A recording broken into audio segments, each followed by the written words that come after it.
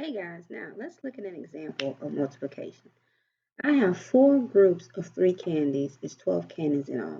Now, when we talk about multiplication, it can involve equal groups of a certain amount of things, persons. It can really just be anything. It doesn't matter what it is, okay? So, for example, here we have four groups of three candies. It's 12 candies in all. Now, when you see the word groups of, you are in the world of multiplication.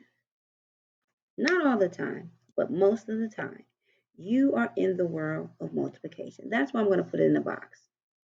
The signal to me, probably multiplication. But let's keep reading the question. We have 4 and we have 3. I'm going to circle those because those are important numbers that I need to know. These are our factors, okay? This example is not a question, it's a statement for us to understand how multiplication works. So we have 4 and 3. These are our key numbers. These are what we call they're called factors in a multiplication problem. The 4 and the 3 are factors of the multiplication equation.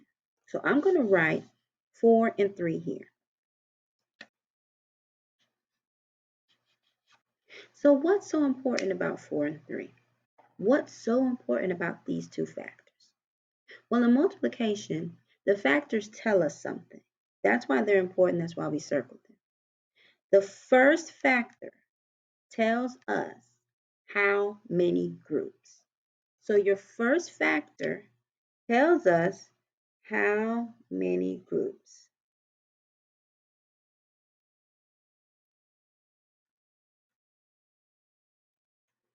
So that 4 is telling me I have 4 groups of something.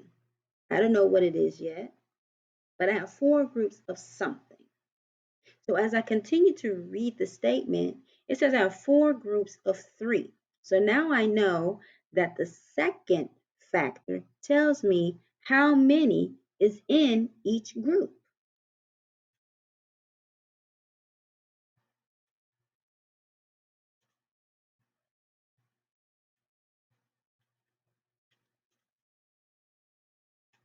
There is the connection with groups of in each group.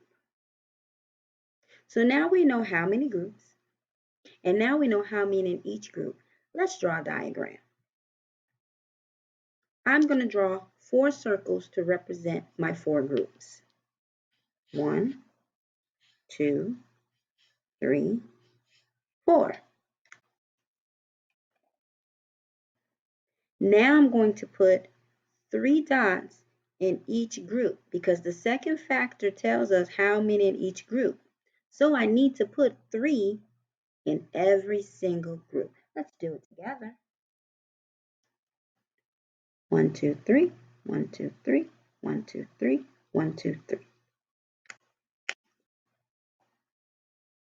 That is what the diagram looks like. There are 4 groups with 3 groups in each. So our statement says is 12 candies in all. Well, let's check. I'm going to count all the dots. 1, 2, 3, 4, 5, 6, 7, 8, 9, 10, 11, 12. It's the same, so it is correct. Now, as you're counting the number of objects in each group, that number can sometimes get really high in multiplication. So what I like to do is as I count, I like to write the number that I've added to that point. So here I write 1, 2, 3, 4, 5, 6, 7, 8, 9, 10, 11, 12. Because these numbers can get really high when you start to multiply your 7s, your 8s, your 9s, your 10s, and your 12s. So it's good to write it down so that you can remember where you are in case you forget or miscount. You can check yourself. So are we done? Not yet, because I still don't have a multiplication expression or equation. And remember, an expression has no equal signs, and an equation has an equal sign. Okay, so to make this an expression, we would put the multiplication sign. When we add the equal sign, it now becomes an equation, and the answer is 12. Let's do an example where I don't give you the statement, and let's really work through the problem. So I'm going to come straight out and give you the problem. I'm going to give you the multiplication equation. 6 times 3 equals, we don't know yet.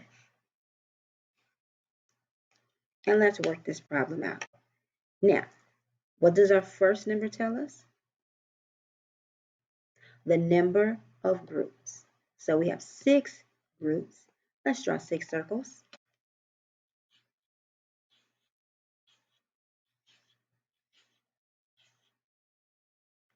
Our second factor tells us the number in each group. And I'm going to put some colors in here just to kind of help me know what's going on. So my groups are going to be orange, and I'm going to stick with purple for my second factor. So I have my 6 groups, 1, 2, 3, 4, 5, 6. Now I need to put how many in each group? That's correct. We're going to put 3. We're going to put 3 in each group. 1, 2, 3, 1, 2, 3, 1, 2, 3, 1, 2, 3, 1, 2, 3, and 1, 2, 3. Now we're going to add them up. Okay? And I'm going to show you the connection to repeated addition. So, if we wrote this another way, because remember, there's many ways to do multiplication. Okay? How could we write this up? How does multiplication tie into repeated addition? Well, I'm going to write these values out and add them together. Let me show you. I know that this group is 3,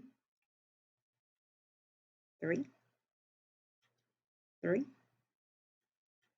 3, 3, and so on and so forth. I have 6 3s. 1, 2, 3, 4, 5, 6. Look at that. Now, when we were counting, what were we doing? We were adding. We were at 1, 2, 3, 4, 5, 6.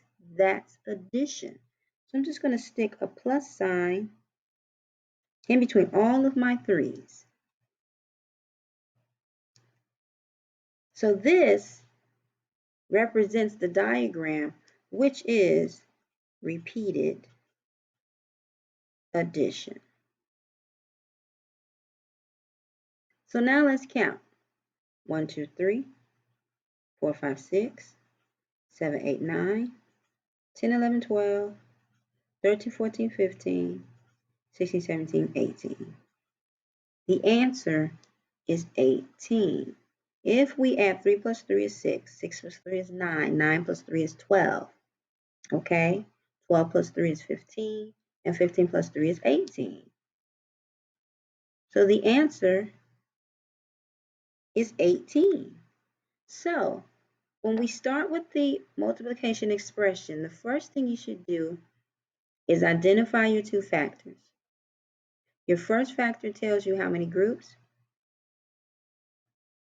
Your second factor tells you how many in each group.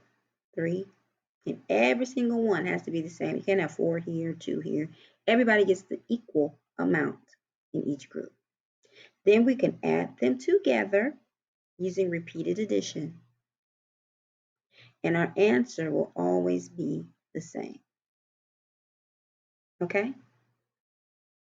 That is how you multiply.